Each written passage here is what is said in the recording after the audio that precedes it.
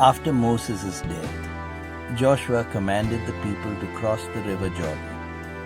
As the feet of the priests touched the waters parted, and the Israelites crossed on dry ground.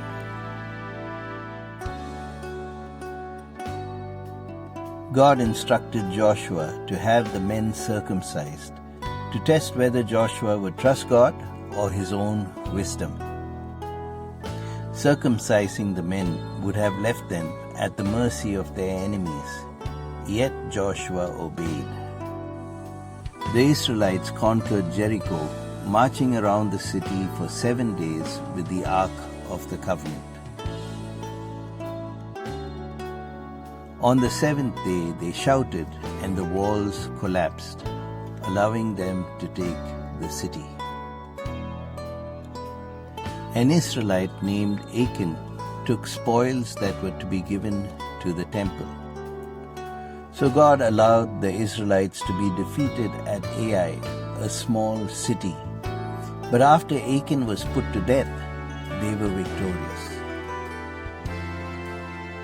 The Gibeonites tricked the Israelites into making a peace treaty by pretending to be from a distant land.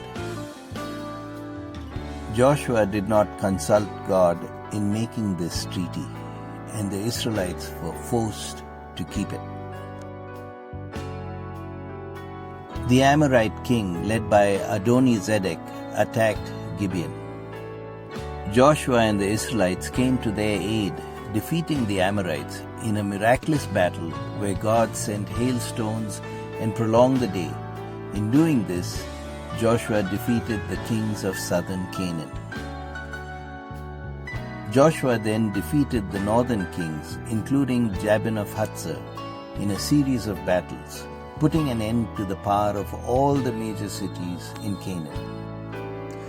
All that the Israelite tribes had to do now was to chase out the Canaanites from the smaller villages and possess the land. Joshua allotted the conquered land to the tribes. At the end of his days, Joshua handed over his leadership to the tribal leaders before he died. Things we can learn.